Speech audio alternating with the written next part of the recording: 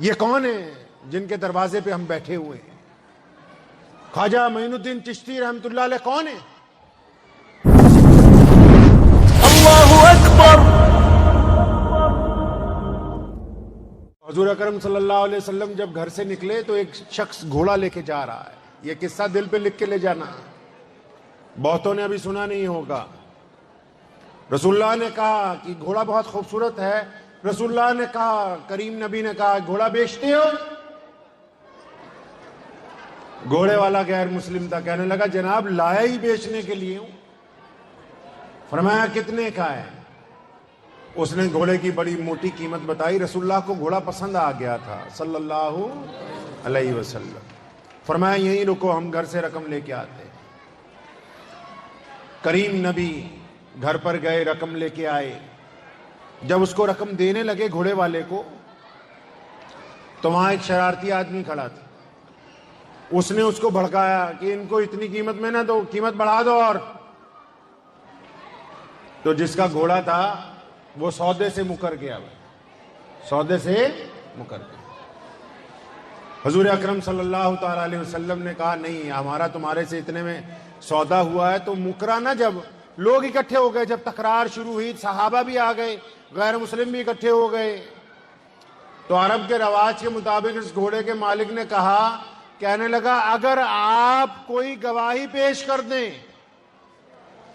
آپ یعنی رسول اللہ کوئی گواہی پیش کر دیں کہ میرا اور آپ کا اتنے میں سودا ہوا ہے تو میں گھوڑا اتنے میں ہی دے دوں گا، ورنہ نہیں دیتا۔ تو وہاں ایک صحابی رسول صلی اللہ علیہ وسلم کھڑے، امام بخاری نے بڑی محبت سے پورے واقعے کو نقل کیا ہے۔ انہوں نے بڑی زور سے کہا، فرمایا ہاں میں گواہی دیتا ہوں نا کہ رسول اللہ نے یہ گھوڑا اتنی رقم میں تمہارے ساتھ طے کیا ہے، تم کیوں نہیں دیتے حضور اکرم صلی اللہ علیہ وسلم کو اس سودے میں؟ تو جو گھوڑے والا تھا غیر مسلم گھبرا گیا، گواہ مل گیا تو فوراً اس نے پیسے پکڑے، گھوڑا رسول اللہ صلی اللہ علیہ وسلم کو دیا اور وہاں سے نکل لیا۔ بھیڑ بھی چھٹ گئی۔ اب اس کی اگلی بات جو ہے وہ دل کی تختی پر لکھنے والی ہے۔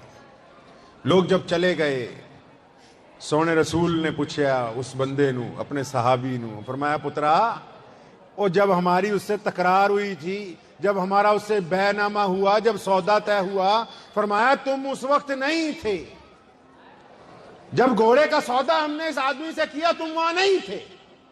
جب ہمارا تکرار ہو گیا اس کے ساتھ، جب معاملہ خراب ہو گیا تو تم بھی آ گئے، لوگ بھی آ گئے، اور اتنے لوگوں میں تو نے اکیلے میں آگے بڑھ کے کہا کہ میں رسول اللہ کی گواہی دیتا ہوں۔ فرمایا میں یہ پوچھتا ہوں کہ تو نے ہمیں سودا کرتے ہوئے دیکھا ہی نہیں تو گواہی کیوں دے رہا ہے؟ اپنے صحابی کو پوچھ رہے ہیں، کریم نبی اپنے صحابی کو پوچھ رہے ہیں۔ رسول اللہ جانتے بھی ہیں بات کو، لیکن پھر بھی پوچھ رہے ہیں اپنے صحابی سے۔ فرمایا تو نے ہماری گواہی کیوں دے دی؟ تو صحابی رسول نے جو بات کہی نا، رسول اللہ اس سے بڑے خوش ہوئے، اور رسول اللہ اتنے خوش ہوئے کہ اس کو پھر انعام بھی دیا۔ اس نے کیا کہا؟ فرمانے لگا یا رسول اللہ، اس صحابی نے کہا، فرمایا یا رسول اللہ، ہم نے آپ تو گھوڑے کی بات کر رہے ہیں، آپ جب تشریف لائے ہیں نا، ہم نے اللہ کو نہیں دیکھا۔ آپ کے کہنے پر جب ہم نے اللہ وحدہ لا شریک کی گواہی دے دی تو یا رسول اللہ یہ گھوڑا کیا چیز ہے؟ سبحان اللہ، سبحان اللہ، کہیے صلی اللہ علیہ وسلم۔ فرمایا یا رسول اللہ آپ کے کہنے پر تو ہم پوری دنیا کی طاقتوں سے ٹکرا گئے، یا رسول اللہ آپ کے کہنے پر بدر میں ڈٹ گئے، یا رسول اللہ آپ کے کہنے پر ذات و برادریوں کے بندھن توڑ دیے۔ محمد الرسول اللہ، ہمارا تو ایمان ہے کہ آپ کی زبان سے جو بات نکل گئی وہ 100% سچ ہے۔ فرمایا یا رسول اللہ آپ غلط بات نعوذ باللہ کہہ ہی نہیں سکتے۔ جب یہ ایمان ہو گیا تو مجھے پتا ہے کہ آپ نے جو سودا کیا وہ سچا سودا کیا، جھوٹا سودا نہیں کیا۔ الحمدللہ ہم لوگ مسلمان ہیں۔ کیا کبھی آپ کو پتا ہے کہ ہم مسلمان کیسے ہوئے؟ سوچا ہی؟ کبھی اس طرف توجہ دی ہے کہ اسلام آپ سے کیا چاہتا ہے؟ یہ کون ہیں جن کے دروازے پہ ہم بیٹھے ہوئے ہیں؟ خواجہ معین الدین چشتی رحمۃ اللہ علیہ کون ہیں؟ اجمیر کے اندر ہندوستان کا بادشاہ اورنگزیب عالمگیر رحمۃ اللہ علیہ سلام کرنے کے لیے جس دن پیش ہوئے، حضرت کی بارگاہ میں سلام کرنے کے لیے گئے نا، جب تو دروازے پر گھسے تو مانگنے والے بیٹھے ہوئے تھے۔ تو ایک مانگنے والے نے ذرا زور سے آواز لگائی، بادشاہ گزر رہا ہے، نہ کہہ رہا خواجہ کے دربار میں 20 سال سے بیٹھا ہوا ہوں، آنکھیں نہیں ہیں، ہندوستان کے بادشاہ تو گزر رہا ہے، کچھ دیتا جا۔ اورنگزیب ولی کامل تھا، اللہ کا کامل ولی تھا، وہیں رک گیا، اس مانگنے والے کی طرف پلٹا، کہنے لگا سنو اولیاء اللہ کو بدنام کرتے ہو؟ اورنگزیب رحمت اللہ علیہ نے کہا، کہتا ہوئے بدبخت، اولیاء اللہ کو بدنام کرتے ہو؟ 20 سال سے بیٹھا ہوا ہے دربار پر اور تجھے اب تک کچھ ملا ہی نہیں، آنکھیں بھی نہ ملی۔ 2 سپاہیوں کو بلایا، کہنے لگا اندر جا رہا ہوں سلام کرنے، وہاں ابھی صلوات و سلام پڑھوں گا، وہاں جا کے درود پڑھوں گا، وہاں جا کر اللہ کے نبی صلی اللہ علیہ وسلم کے اوپر درود پڑھوں گا، وہاں جا کر قرآن پڑھوں گا، جتنی وقت تک میں فاتحہ پڑھ کے آؤں واپس، جب تک میں فاتحہ پڑھ کے واپس آؤں، اگر اس کی آنکھیں نہ آ گئی تو اس کی گردن اتار دینا، کیونکہ یہ لوگ اولیاء اللہ کے دربار کی چوکھٹوں پہ بیٹھ کر جھوٹ بول رہے ہیں۔ فتاوی عالمگیریہ میں اگر آپ پڑھیں گے تو تفصیلاً اس واقعے کا ذکر ہے۔ اورنگزیب رحمت اللہ علیہ جب اندر چل گئے نا، اس کو جان کے لالے پڑ گئے جو باہر بیٹھا ہوا،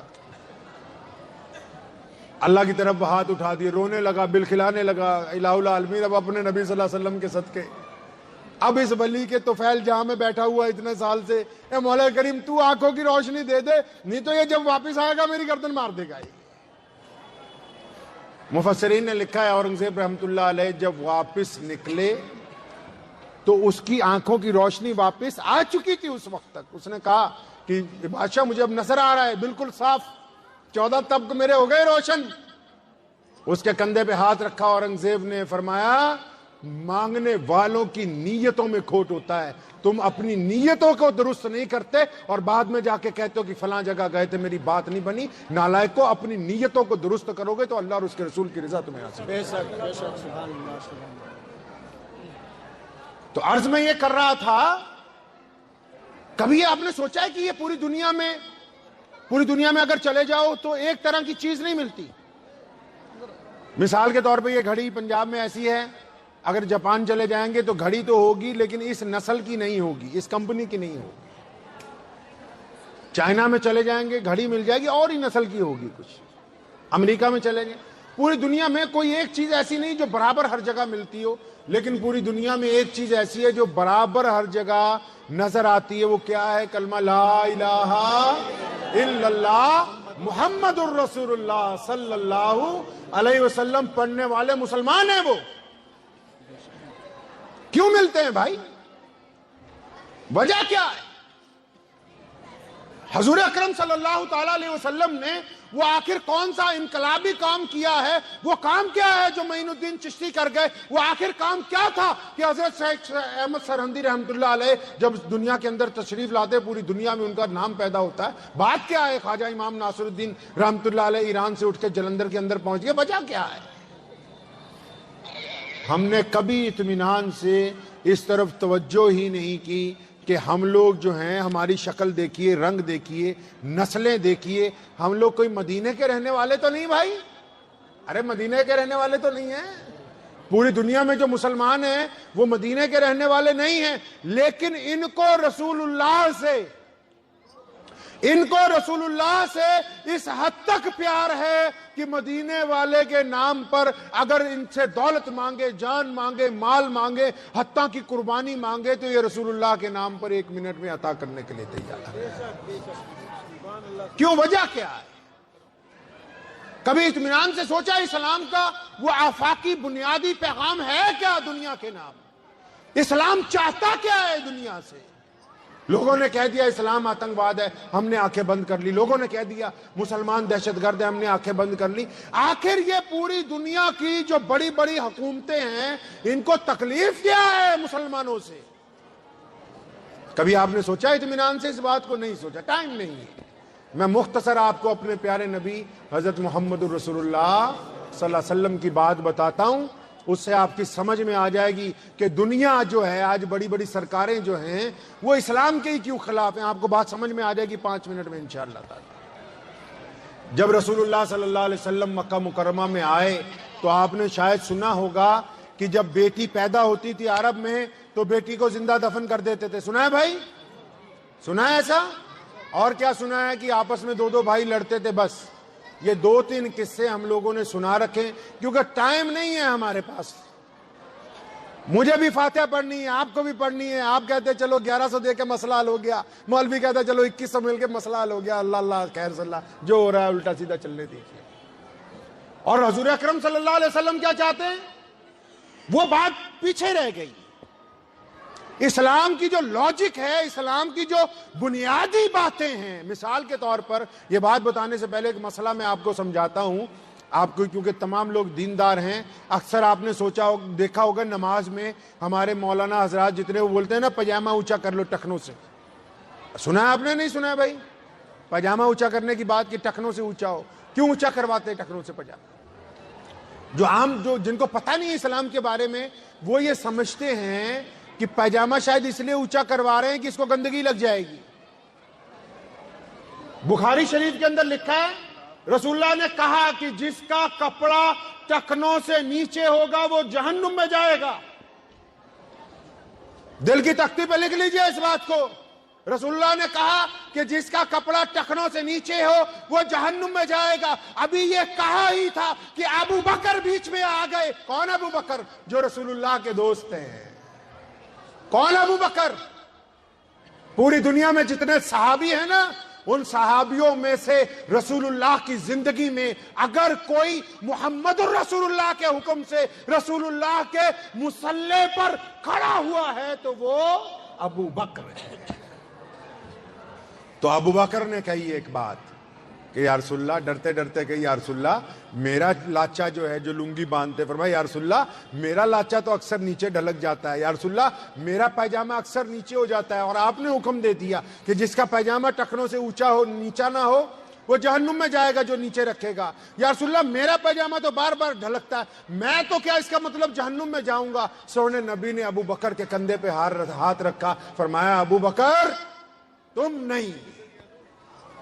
اور یہ صرف ابو بکر کو نہیں کہا, رضی اللہ تعالیٰ, پوری امت کو کہا. فرمایا ابو بکر آپ نہیں, آپ ان میں سے نہیں ہیں. فرمایا یا رسول اللہ کن میں سے نہیں ہیں؟ نبی نے بتایا کہ ہم نے یہ کپڑا اس لیے اونچا کروایا کہ مکے کے بڑے بڑے سردار, مکے کے بڑے بڑے بدماش اپنے کپڑے لمبے کر کے اکڑ کے ساتھ چلتے تھے. ہم نے پائجامہ گندگی کی وجہ سے اونچا نہیں کرایا, ہم نے پائجامہ جہنم کی وجہ سے اونچا نہیں کرایا. محمد رسول اللہ نے کہا ہم نے کپڑا اس لیے اونچا کروا دیا کہ جب پائجامہ ٹخنوں سے اونچا ہوگا تمہارے میں شرم آ جائے گی, آنکھوں میں حیا آئے گی کہ لوگ کیا سمجھتے ہیں کہ اس کا پیجامہ اونچا ہے, یہ گردن کا سریا ٹوٹ جائے گا. فرمایا اس لیے اونچا کروایا کہ ماں باپ سے عزت سے پیش آؤ, اس لیے اونچا کروایا کہ غریبوں کو گلے لگاؤ, اس لیے اونچا کروایا کہ مسکینوں سے ہاتھ ملاؤ, اس لیے اونچا کروایا کہ ہر خاص و عام سے محبت سے بولو. اب جن لوگوں نے 5 وقت نماز پڑھنی ہو, داڑھی رکھنی ہو,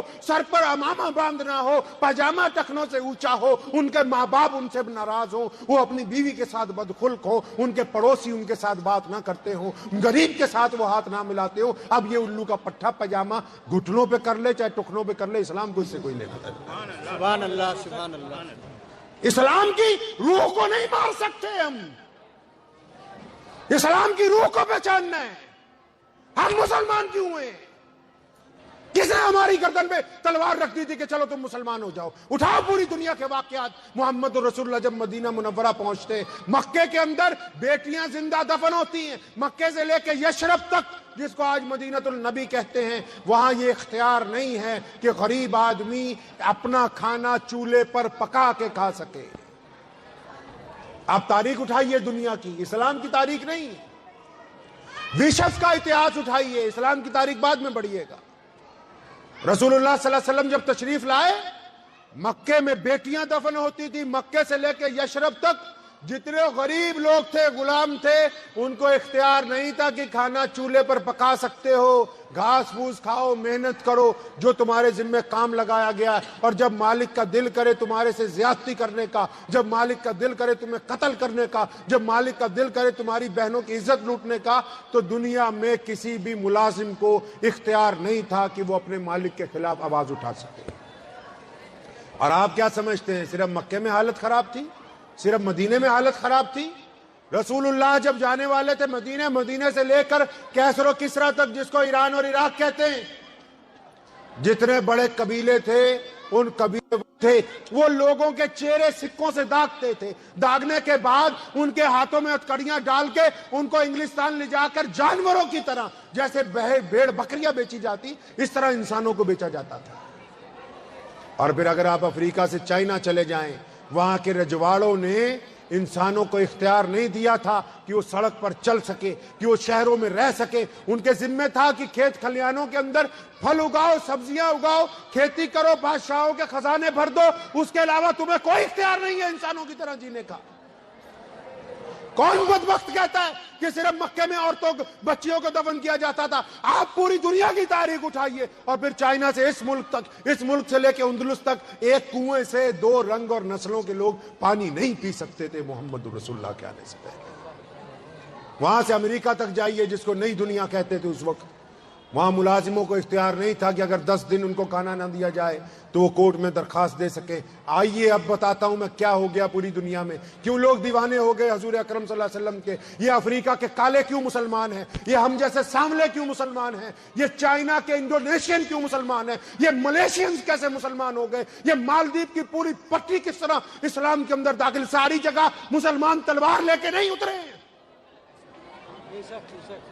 محمد الرسول اللہ نے کام ہی ایسا کر دیا۔ کیا کر دیا؟ رسول اللہ مکے کی گلی سے گزر رہے ہیں، ایک کمرے کے اندر ایک بندہ رو رہا ہے بیٹھا ہوا۔ رسول اللہ نے رک کے دیکھا کوئی غلام ہے، حبشی ہے، رسول اللہ کی ذات کا نہیں، برادری کا نہیں، مذہب کا نہیں۔ اطمینان سے سن لے تمام مسلمان، کئی مسلمانوں کو الرجی ہے نا کہ فلاں برادری والوں کے ساتھ نکاح نہیں ہو سکتا، فلاں مسلک والوں کے ساتھ مسافہ نہیں ہو سکتا، فلاں دھرم والوں کے ساتھ بیٹھ کے کھا پی نہیں سکتے، فلاں مذہب والوں کا جھوٹا پانی نہیں پی سکتے۔ جس کسی بندے کو یہ لگتا ہو کہ اس کے دل میں یہ برائی ہے کسی انسان کے لیے کہ یہ میرے مذہب کا نہیں ہے، یہ میری ذات کا نہیں ہے، یہ میری نسل کا نہیں ہے، یہ میرے مسلک کا، اگر کسی کے دل میں یہ برائی ہے دوسرے انسان کو لے کے، وہ جتنے مرضی کلمے پڑھنے والا ہو، محمد الرسول اللہ کا مسلمان نہیں ہو سکتا۔ کیا حضور اکرم صلی اللہ علیہ وسلم اندر گھسے، پوچھا کیا بات ہے؟ تو غلام کہنے لگا میں امیہ کا غلام ہوں، بخار چڑھا ہوا ہے، مالک نے یہ آٹا دے دیا پیسنے کے لیے۔ فرمایا اچھا، تو اتنی بات سن کے رسول اللہ کمرے سے باہر آ گئے تو غلام کہنے لگا خود ہی، کہنے لگا بہت سارے لوگ آتے ہیں مجھے پوچھنے کے لیے، آج یہ بھی آئے تھے، پوچھ کے چلے گئے۔ اور غلام کون ہے؟ وہ غلام کوئی اور نہیں، مسلمانوں کا پہلا مؤذن، رسول اللہ کا جانشینار سیدنا حضرت بلال حبشی رضی اللہ عنہ۔ فرماتے ہیں جب رسول اللہ مجھے پوچھ کے واپس گئے نا تو میرے دل نے کہا اتنے اور آتے ہیں، یہ بھی پوچھ کے چلے گئے۔ فرمایا ابھی سوچ ہی رہا تھا کہ کچھ لمحوں کے بعد رحمت للعالمین صلی اللہ علیہ وسلم تشریف لاتے ہیں، ایک ہاتھ میں گرم پیالے میں دودھ ہے، ایک ہاتھ میں کھجوریں ہیں، سیدنا بلال کو پیش کرتے ہیں۔ یہ نہیں کہتے کلمہ پڑھ لے،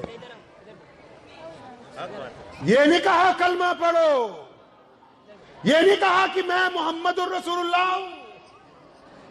بلال کو گرم دودھ دیا اور کھجوریں دی، فرمایا تم بیمار ہو، یہ دودھ پیو، کھجوریں کھاؤ، رضائی لے کے لیٹے رہو۔ وہ کہنے لگا میں لیٹ نہیں سکتا، یہ آٹا پیسنا ہے ورنہ امیہ مارے گا۔ فرمایا ہم کہہ رہے ہیں نا کہ تم آرام کرو، تمہاری جگہ چکی ہم چلا دیتے تھے۔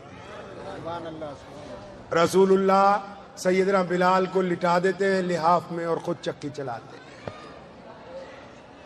ایک دو دن نہیں، کئی دن گزر گئے۔ بلال کہتے ہیں میں دیوانہ ہو گیا، میرا دماغ کام کرنا بند کر گیا کہ بلال ایسا کون ہو سکتا ہے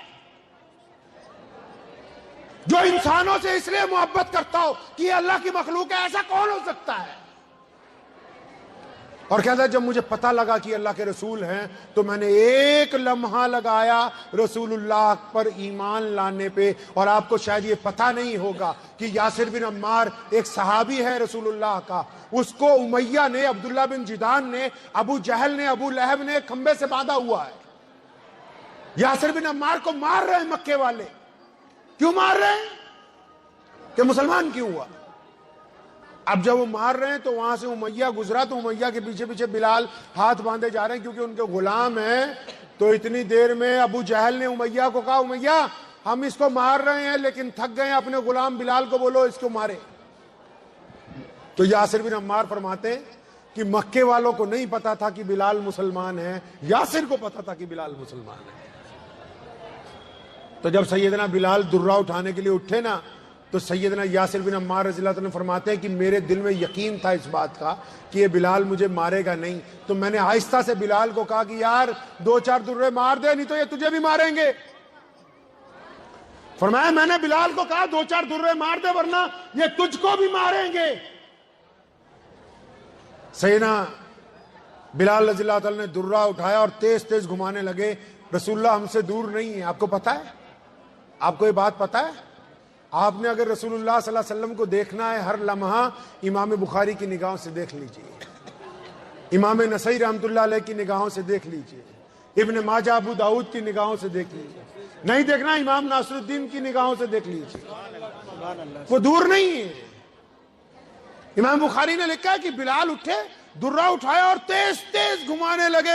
ایک دفعہ یاسر بن عمار رضی اللہ تعالیٰ عنہ کو دیکھا اور سامنے ابو جہل، ابو لہب اور عبداللہ بن جدان اور امیہ کھڑے تھے. درہ اٹھا کے ان کے منہ پر مارا اور فرمایا تم کیا سمجھتے ہو بلال اکیلا، یاسر اکیلا ہے، میں بلال اس کے ساتھ ہوں نا. بلال نے ہمیں سکھا دیا، کیا سکھا دیا؟ بلال نے مکے کی دھرتی پہ ہمیں سکھا دیا کہ مسلمانوں، مسلمان وہ ہے کہ جب حالات ہمارے موافق نہ ہو، جب آب و ہوا ہماری موافق نہ ہو، جب حکومت میں بیٹھے ہوئے لوگ ہمارے موافق نہ ہو، ان بدترین حالات میں جو بندہ اپنے عقیدے پر پکا رہے وہی محمد الرسول اللہ کا مسلمان ہے. بہادر اس کو نہیں کہتے. اسلام نے بہادری کے معنی بدلے. لوگ سمجھتے ہیں بہادر وہ ہے جو کسی کا حق مار لے، جو کسی کی جگہ پر قبضہ کر لے، جو راہ چلتے کسی پیسے لوٹ لے، جو کسی ماں بہن کو گالی دے دے. آپ کیا سمجھتے؟ دنیا سمجھتی بہادر وہ ہے. بلال نے کر کے دکھایا. ہم نے بہادری کے معنی بدل دیے. ہم نے کہا بہادر وہ ہے جب حکومتیں کہتی ہوں کہ ہمارے سامنے سر جھکا دو تو بندہ کہہ دے زور سے اشہد ان لا الہ الا اللہ وحدہ لا شریک لہ واشہد ان محمدن عبدہ ورسولہ. بہادر وہ ہے جو اپنے عقیدے کے اوپر پکا رہے. تو میں عرض یہ کر رہا تھا دنیا پریشان تھی کہ مسلمان پوری دنیا میں کیسے پہنچے. میں بتاتا ہوں کیسے پہنچے. رسول اللہ نے بلال کو چھاتی سے لگایا، بلال رونے لگے. فرمایا یا رسول اللہ میں تو حبشی ہوں، میں کالا ہوں، میرے کپڑے پھٹے ہوئے ہیں، یہ مکے کے لوگ مجھے اپنے گھر کی چوکھٹ سے آگے نہیں جانے دیتے. فرمایا نہیں، اب ہم آ گئے ہیں، اب مسلمان آ گئے ہیں. اب کان کھول کے سن لو دنیا کے لوگوں، دنیا میں اللہ نے جتنے لوگوں کو پیدا کیا، آزاد پیدا کیا. رسول اللہ نے کہا کہ ہر ماں نے اپنے بچوں کو آزاد پیدا کیا. کوئی مائی کا لال کسی کے ساتھ چھوا چھوت نہیں کر سکتا. حضور اکرم صلی اللہ علیہ وسلم نے 2 باتیں سمجھا دی. کئی میرے غیر مسلم دوست ہمیں پوچھا کرتے ہیں اسلام سمجھا دیجئے 2 لفظوں میں. آپ بھی سنتے جائیے، 2 لفظوں میں ہے اسلام. رسول اللہ نے ہمیں تعلیم دی. کیا تعلیم دی؟ ہمیں سمجھایا کہ دیکھو ایک شوہر چاہتا ہے نا کہ اس کی بیوی اس کی وفادار رہے، مالک چاہتا ہے نوکر اس کا وفادار رہے، حکومت چاہتی ملازم اس کے وفادار رہیں. فرمایا لگتا ہے تم سب دنیا میں وفاداریاں ڈھونڈتے ہو، تو رسول اللہ نے تعلیم فرمائی کہ وہ اللہ جو ہے جس نے بندے کو پیدا کیا وہ بھی تو چاہتا ہے کہ بندہ ایک کا وفادار ہو جائے، جگہ جگہ سر جھکانے والا نہ ہو. اسلام نے کسی مذہب کی مخالفت نہیں کی، کسی انسان کو مجبور نہیں کیا، بلکہ تربیت فرمائی. فرمایا جب تم دنیا میں وفاداریاں ڈھونڈتے ہو تو اللہ بھی تو چاہتا ہے کہ بندہ ایک کا وفادار. پھر صحابہ نے پوچھا یا رسول اللہ جب ہم نے وفاداری کر لی، اللہ کی وفاداری کر لی، اللہ کے رسول کی وفاداری کر لی، تو یا رسول اللہ اب کرنا کیا ہے، اب کیا کیا جائے؟ سونے محبوب نے پھر 2 لفظوں میں بات ختم کر دی. فرمایا جو دنیا کے تمام انسانوں کو برابری کا درجہ دے دے، جو تمام انسانوں کو برابری کا درجہ دے دے، बस वही मुसलमान है। दे इस्लाम आसान मसला। इस्लाम ने जब पूरी दुनिया में ये बात कही ना, हम तो दुनिया के गिरे हुए लोग थे, लोगों ने, दुनिया के सरमायादारों ने, दुनिया के ठेकेदारों ने, दुनिया के बड़े बड़े बादशाहों ने आम इंसानों को खुड्डे लाइन लगाया हुआ था। मुहम्मदुर रसूलुल्लाह ने बिलाल को, उमैया को, उसामा को, जब इनको सिद्दीक अकबर के साथ, जब इनको उमर फारूक के साथ, जब इनको उस्मान जिन्नुरैन के साथ, जब इनको शेर खुदा अली मुर्तजा के साथ, जब इनको अब्दुल्ला इब्न जुबैर के साथ, जब इनको खालिद इब्न वलीद के साथ, जब इनको अमीर मुआविया के साथ, जब इनको इन सब के साथ गले मिला के भाई भाई बना गया, तो पूरी दुनिया में इस्लाम की रेल पे लो।